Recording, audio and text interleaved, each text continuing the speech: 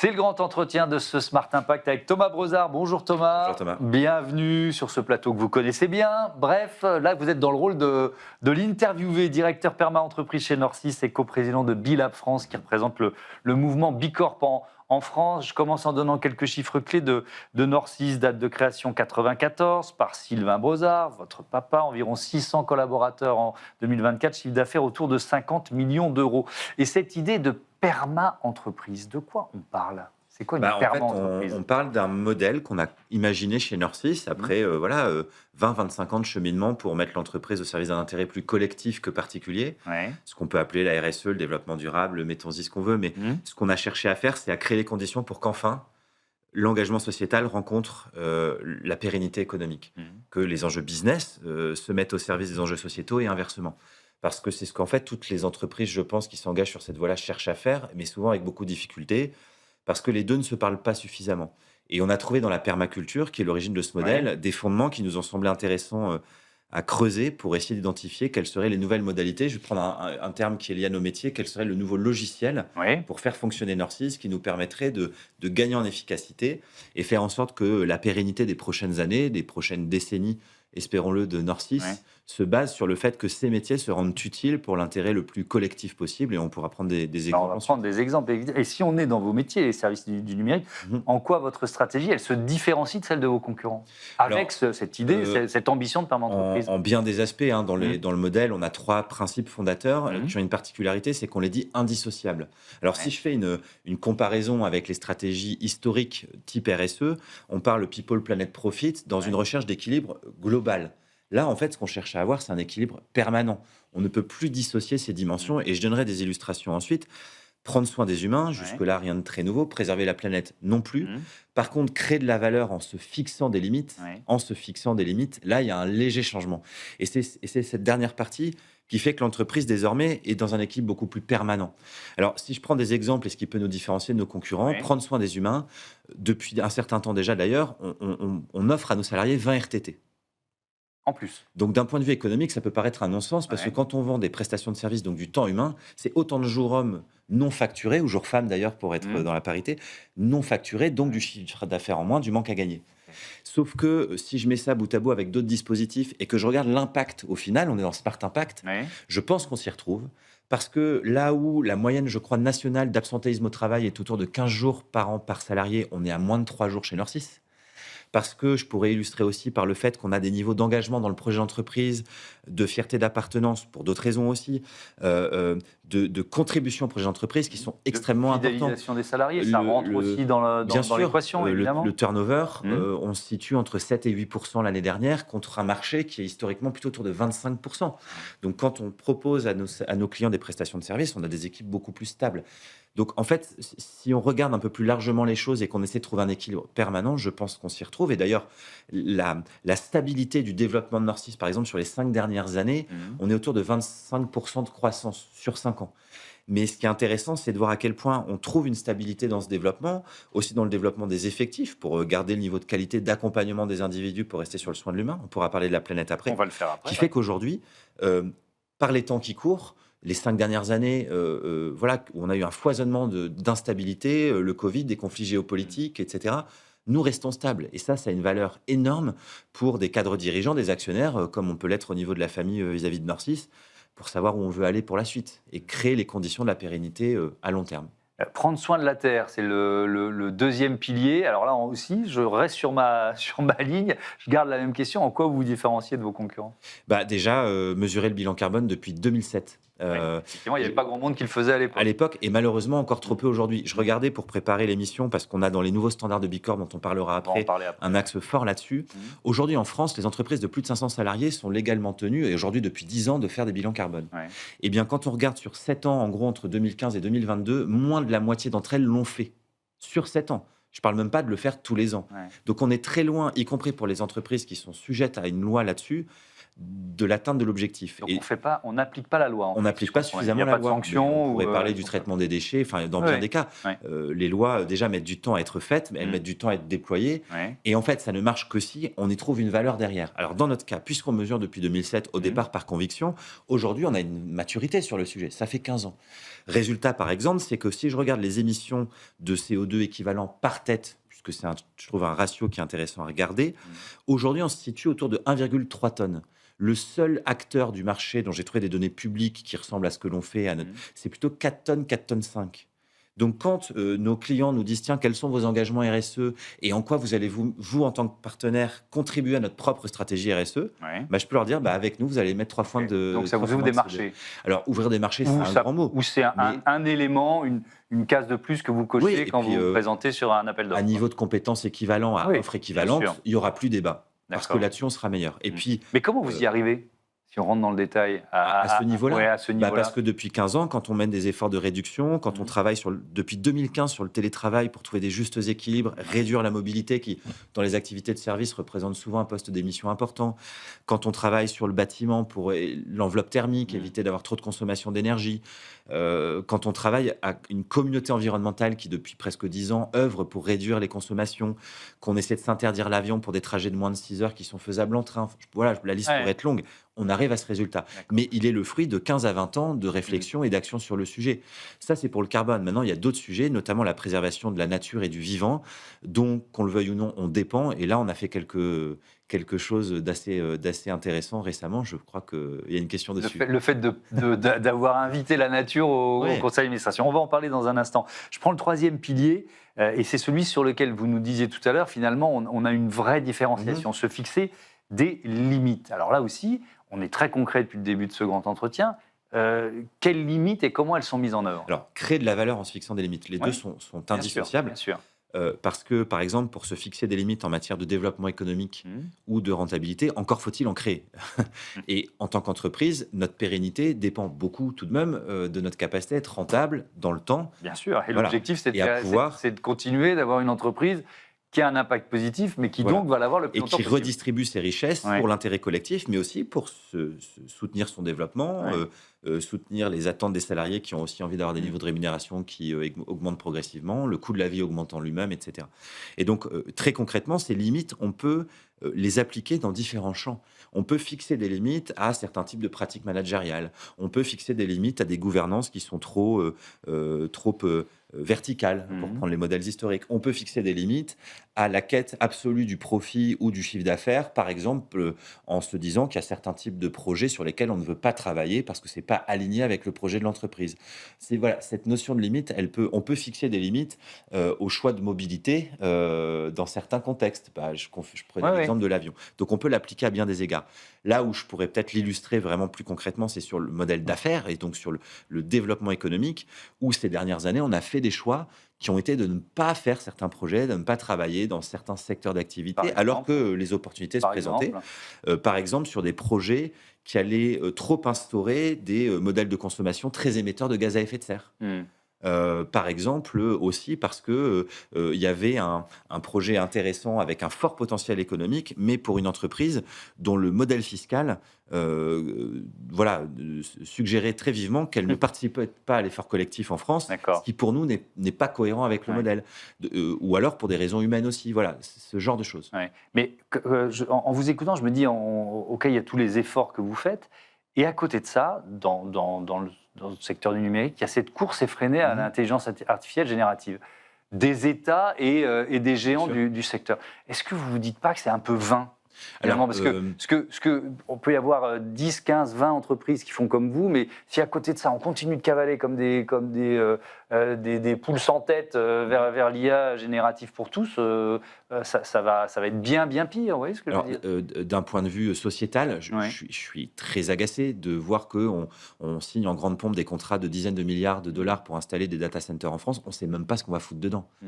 Je trouve que ça n'a aucun sens. Après, ça, c'est pour le global. Pour ce qui est de Nord6, aujourd'hui, la valeur que l'on a en retour du modèle que l'on déploie pour moi, est supérieur à l'intérêt de se dire, en fait, c'est 20, autant faire comme tout le monde. L'attente des salariés, quand on leur demande pourquoi vous êtes chez Norcis, quand on leur dit, tiens, dans le contexte économique actuel, est-ce que vous pensez qu'on doit vraiment maintenir le cap ou pas ouvrir des nouveaux jeux pour continuer à croître, même si c'est au détriment de la vision et de l'alignement des valeurs? Tous nous disent, je suis chez Norcis pour ça. Même certains nous disent, tous les ans, on me propose de quitter Norcis avec un meilleur salaire. Je ne partirai jamais. Certains ont même dit, puisqu'on a interrogé tous nos salariés sur le deuxième trimestre, et moi j'en ai vu une centaine en entretien qualitatif, j'ai été marqué par quelques personnes, pas tous, qui m'ont dit, euh, par les temps qui courent, le contexte sociétal extrêmement anxiogène, ma sensibilité à la lutte contre le dérèglement climatique, on a l'impression de perdre la bataille, être chez Norcis, ça me redonne confiance en l'avenir. Voilà, on est engagé collectivement dans ce projet-là, on ne retournera pas en arrière. Donc sur l'IA, on ne peut pas faire sans en tant qu'acteur du numérique. On doit embrasser une partie des avantages que confère cette rupture technologique. Et même, on peut dire, on ne peut pas faire sans en société, parce qu'il y a plein d'usages qui sont très intéressants. Mais est-ce que ce combat, il n'est pas déjà perdu? On aurait dû se dire mondialement, il n'y a pas vraiment de gouvernance mondiale, mais voilà à quoi on destine l'IA, voilà dans quel secteur on va la développer, et voilà dans quel secteur on va l'interdire. Mais les grands décideurs, ceux qui sont notamment là pour créer de la richesse économique avant tout, feront des choix assez évidents. Mais nous, en tant qu'entreprise, ce qu'on est en train de faire, c'est de créer les conditions pour qu'on soit identifié comme un acteur de référence pour définir les bons cadres d'usage de l'intelligence artificielle générative, qui ne va pas détruire des emplois, qui ne va pas briser des vies, qui ne va pas dégénérer encore un peu plus les écosystèmes naturels, les dégrader. C'est pour ça qu'on a créé un conseil pour la nature, dont on parlera après. Et donc, progressivement, et dans cette stratégie qui vise à faire de Norcis une entreprise pérenne pour les bonnes raisons, avec un développement juste, soutenable, eh bien, de faire que nos clients, et peut-être demain de nouveaux clients, viennent nous chercher parce qu'ils sauront qu'avec nous, la mise en œuvre de ces intelligences artificielles génératives se fera pas au détriment du bien-être de leurs propres salariés, dans un cadre qui respecte l'éthique, qui respecte les droits privés, qui respecte la protection de l'individu, et puis qui se fait dans un cadre soutenable écologiquement, parce que de plus en plus de gens ont quand même bien compris qu'on risquait d'avoir des petits sujets. Si on prend les data centers, par exemple, qui nécessitent des ressources en eau considérables, je rappelle que l'été dernier, on a eu des centrales nucléaires à l'arrêt parce que les cours d'eau n'étaient plus suffisants ou trop chauds pour refroidir les moteurs. Je vous laisse imaginer, si on fout des milliards et des milliards de data centers dans ce pays, ce qui va se passer en termes de conflit d'accès à la ressource en eau. Honnêtement, je pense que ce ne sera pas tenable, mais même à 10 ans, je ne parle pas de 2050. Donc je pense que nous serons plus robustes en tant qu'entreprise économiquement dans le temps par cette stratégie-là. Alors, vous nous l'avez dit, la nature s'est invitée à la table du conseil d'administration de Norcis. C'est pas de la cosmétique. Alors, ça pourrait. On pourrait dire, tiens, on crée un siège d'une personne qui va représenter la nature. On va l'écouter poliment et faire tout l'inverse ensuite. Par les faits, je vais répondre à l'inverse. La personne qui représente la nature, qui s'appelle Franz Gault, au sein du conseil d'administration de Norcis, a un droit de vote équivalent au droit de vote de n'importe quel autre actionnaire de l'entreprise. Et on est allé un coup plus loin, c'est qu'on a dit, cette personnalité qui est Franz peut même utiliser un droit de veto. Et c'est la seule personne au sein du conseil d'administration qui a ce droit-là. Donc, je ne peux pas faire mieux. Il l'a déjà utilisé. Il n'a pas encore eu à l'utiliser parce qu'on a plutôt fait ça pour les bonnes raisons et on veut qu'il nous aide à progresser plutôt qu'à nous empêcher de faire des conneries. Mais je ne peux pas répondre de façon plus forte par l'exemple sur le fait que ce n'est pas de la cosmétique. La décision a été prise en novembre 2024, 2025, donc voilà, il y a bientôt un an. Bientôt un an. Et depuis, on a fait 2 conseils d'administration avec France. Bon, alors c'est peut-être un peu tôt pour répondre à la question, mais est-ce qu'on peut Enfin, vous dites qu'il faut qu'on soit rentable. Évidemment. Est-ce que vous pourriez refuser une proposition de Monsieur Nature, en quelque sorte, au nom de la rentabilité? Vous voyez ce que je veux dire? C'est toujours une question d'équilibre à et trouver. D'équilibre le plus permanent qui soit, c'est tout le principe du modèle PERMA. Alors, déjà, dans les premières discussions qu'on a eues en conseil, il a beaucoup été question de ressources, notamment de ressources en eau et de l'impact du numérique, plus globalement, au-delà des IA génératives là-dessus. Des efforts que l'on pouvait faire et développer pour davantage soutenir la préservation des ressources halieutiques en France et au-delà, de notre responsabilité en tant qu'acteur du numérique sur des chaînes de valeur très distendues, avec des conditions de travail dans certains pays qui sont difficilement soutenables, y compris écologiquement, mais aussi humainement. Et donc, pour ce qui est de cet équilibre à trouver, Franz, qui représente la nature, et c'est pas le seul à représenter la nature au sein de l'entreprise, hein. Il y a d'autres personnalités dans d'autres organes de gouvernance qui ont d'autres sensibilités au vivant, donc on a aussi une diversité de représentation. Mais Franz nous dit, le vivant et la nature au sens large, c'est aussi l'être humain. Mon rôle n'est pas de couler Nord6, considérant que toute activité économique détruit le vivant, donc elle doit cesser. Bon, sinon, autant arrêter tout de suite. Lui, son rôle, c'est de créer les conditions pour que Nord6 permette à l'humain de continuer à s'épanouir, mais dans un cadre soutenable. C'est pour cette raison d'ailleurs que notre logiciel, pour continuer à utiliser ce terme, qui sert aux réflexions du Haut Conseil pour la nature, ce sont les 9 limites planétaires. Ouais. C'est ce cadre-là qu'on essaie de tenir. Mais le but, c'est quand même de contribuer à ce que l'humain puisse vivre dans un cadre épanouissant. Pour qu'il soit épanouissant, il faut préserver la nature. Est-ce qu'une perma-entreprise fait forcément un peu moins de bénéfices qu'une entreprise classique ? J'aurais 2 réponses à ça. Je pense que si on s'était moins contraint humainement, écologiquement, Nord6 pourrait être 2 fois plus gros aujourd'hui, avoir 2 fois plus de chiffre d'affaires et jouer au concours de chiffres. C'est pas ce qui nous intéresse le plus. Ce qui nous intéresse le plus, c'est la rentabilité, parce que c'est ça qui permet de refinancer l'entreprise et de soutenir, au-delà de nos murs, des acteurs qui contribuent à un monde plus juste et plus soutenable. L'autre réponse, c'est que je crois de plus en plus que tout ce que l'on fait crée le modèle d'après. Et que d'après, c'est-à-dire un modèle plus résilient, plus robuste. Et c'est intéressant d'ailleurs de voir que l'année du Covid, par exemple, le secteur dans lequel nous sommes, les entreprises de services numériques, est en décroissance. Pour différentes raisons que je n'ai pas le temps de détailler là. Cette année-là, nous, on fait de la croissance. Nous verrons dans les années qui viennent, avec le contexte qui va continuer à être tendu, avec l'instabilité institutionnelle, la difficulté à engager des investissements, où ça va nous mener. Mais moi, je suis convaincu que si on aurait pu être plus gros, on continuera à développer là où peut-être que d'autres vont devoir décroître. Alors, vous avez sur vous le petit label Bicorp. Vous êtes coprésident de Bilab France, qui représente le mouvement Bicorp dans notre pays. Un label qui est toujours plus exigeant. Et je vais vous citer, une entreprise qui se dit engagée doit être capable de démontrer des résultats concrets. A-t-elle une trajectoire climat crédible? Respecte-t-elle les droits humains? Le nouveau référentiel Bicorp, c'est une montée en gamme face aux enjeux de notre époque. Ce nouveau référentiel, qu'est-ce qui change ? Alors, il change plusieurs choses, mais un changement majeur, c'est que désormais, nous aurons 7 grandes thématiques d'impact. Les droits humains, diversité et inclusion, climat, la circularité et la préservation des ressources, pour prendre des exemples, la gouvernance et la mission de l'entreprise aussi.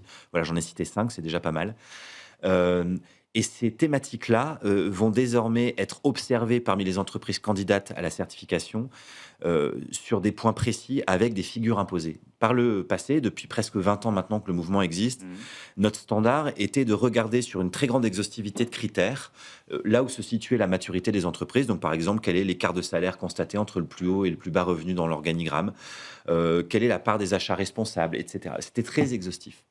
Maintenant, ce sera moins exhaustif parce qu'il y aura un tronc commun obligatoire sur lequel il faudra faire preuve d'une certaine maturité. D'accord. Et il y aura des critères complémentaires. Alors qu'avant, on pouvait être mauvais sur un critère, et si on était meilleur dans... Je simplifie un peu. Caricature, mais en caricaturant, mais on pouvait quand même avoir le label. On pouvait avoir une stratégie climat très modeste, être très très mature sur les droits humains et la qualité de vie au travail. Et si on arrivait à obtenir 80 points au global, nonobstant le fait qu'il y avait des critères d'éligibilité en amont sur les types de secteurs d'activité dans lesquels on se trouve, etc. Voilà.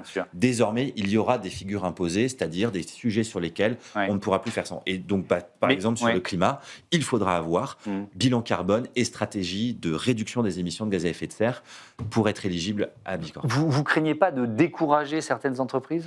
Alors, en fait, on se dit, OK, le label Bicorp qui était déjà le plus exigeant, c'est quoi ? Il faut qu'il soit encore plus exigeant, c'est ça ? Alors, je ne sais pas si c'est temps d'être plus exigeant que plus cohérent.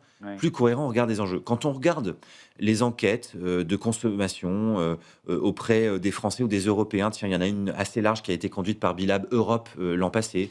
Quand on regarde ce qui se dessine comme étant les plus fortes préoccupations des Français, qu'on voit régulièrement passer dans les médias, les droits humains, le partage de la richesse, peut-être même la fiscalité, mais je ne veux pas rentrer dans des débats trop intenses en ce moment, ou la lutte contre le dérèglement climatique apparaissent quand même très régulièrement comme des sujets de préoccupation importants.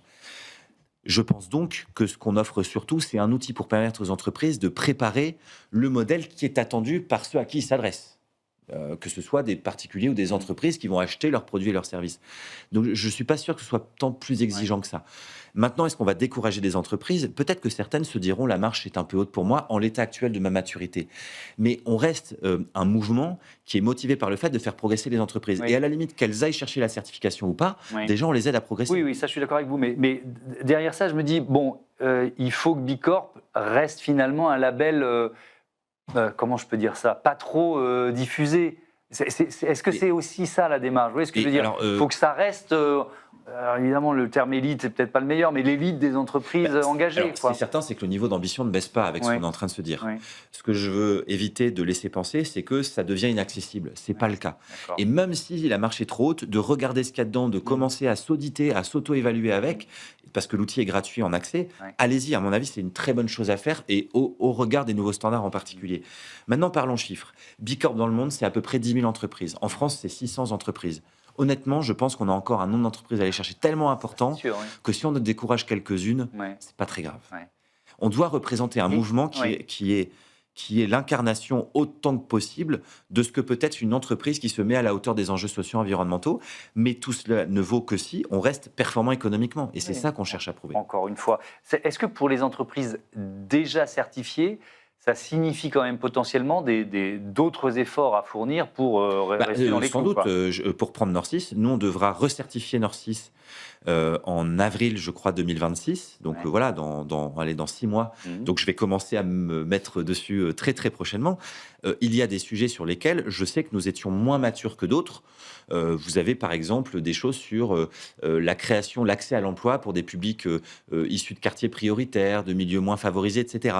Et nous, dans le numérique, aujourd'hui, la réalité du secteur est que globalement, on emploie surtout des personnes qui ont des niveaux d'études élevés. Et donc, je ne vous fais pas un dessin sur le fait que ce sont des niveaux d'études qui sont moins accessibles pour des publics plus précaires. Donc, il y a sans doute des sujets sur lesquels il va falloir qu'on se secoue un petit peu plus, mais moi, je pense que c'est pour le meilleur. Peut-être que sur certains sujets, on aura des blocages.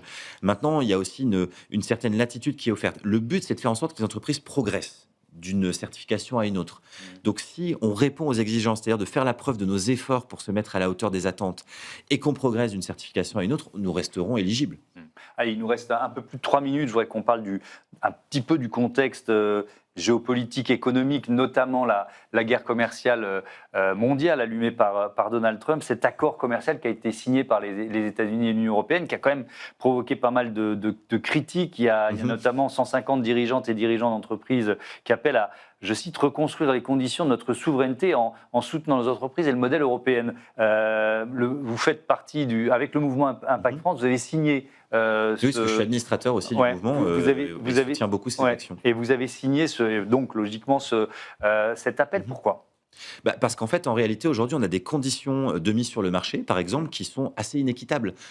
On pense qu'il faut mettre en place des fiscalités qui sont favorables à des entreprises qui font l'effort de maintenir leur offre sur le marché, de fabriquer en France, de préserver les milieux environnementaux. Parce que ce qu'il faut quand même essayer de rappeler aussi, c'est que toutes les conséquences négatives d'activités qui ne sont pas favorables à l'humain et à la planète ont un coût énorme pour la collectivité. La dépollution des sols, des eaux, il y a eu des études et des choses qui sont sorties sur la qualité de l'eau en France qui peuvent faire un peu froid dans le dos. Tout ça a un coût considérable pour la collectivité et au fond, ce sont les impôts qui le payent. Donc nous, on pense qu'il faut créer les conditions pour que les entreprises en France et en Europe, quand on parle de marchés internationaux, qui ont des cadres réglementaires plus exigeants et aussi des conditions de mise sur le marché qui soient bénéfiques, favorables. Une vraie préférence européenne. Eh bien, pourquoi pas, sur la fiscalité notamment. On pourrait parler de TVA verte, de choses sur la circularité. Mieux protéger les entreprises françaises et européennes en créant des conditions d'accès au marché qui seront défavorables pour des metteurs sur le marché issus d'autres régions du monde qui ne mettent pas en place des réglementations qui sont à la hauteur des enjeux sociaux et environnementaux. Mais on voit bien que le bras de fer, il continue. Donald Trump, il veut la peau des réglementations européennes en matière numérique pour protéger les géants américains. Donc, j'espère que l'Europe ne cédera pas. Est-ce que cette réglementation, vous la vivez comme un atout ? Laquelle de réglementation, pardon? Le Digital Services Act, des domaines comme celui-là. Ça doit avant tout protéger les entreprises européennes pour opérer sur le marché européen, Oui. en l'occurrence, et créer les conditions pour que ce qu'on appelle des champions français ou européens, par exemple de l'intelligence artificielle ou des services numériques, puissent enfin émerger. Historiquement, les flux de capitaux qui vont sur ces entreprises sont moins importants qu'aux US. Donc c'est ce qui a aussi fait qu'aujourd'hui, on arrive à un niveau où il y a une hégémonie des acteurs américains sur le marché européen pour les services numériques. Créer ces conditions, moi je pense que oui, il faut le voir comme un avantage. Le problème que l'on a, c'est qu'il y a une période de transition à opérer avec des investissements dont les retours sur investissement ne seront pas immédiats, parce que vous êtes pour une respecter entreprise... cette réglementation, il y a des investissements à faire. Demain, vous voulez que les entreprises quittent un géant américain pour un géant européen du numérique sur ses services, ça va demander des conduites du changement un peu lourdes. Donc, pendant 2-3 ans, il va falloir que les investisseurs acceptent aussi d'attendre un petit peu. Ça, c'est pas forcément évident, surtout dans le contexte économique. Mais oui, évidemment, il faut le voir comme l'avantage surtout du futur. Dans 5 à 10 ans, ce sera bénéfique à tout le monde sur le marché européen et à tout le monde sur le marché français. Merci beaucoup Thomas Brosard avec plaisir. Et bon vent à Nord6, à bientôt sur ce plateau dans le rôle de l'animateur. Merci Thomas. Et donc à bientôt sur Be Smart for Change. On passe tout de suite à notre rubrique Startup.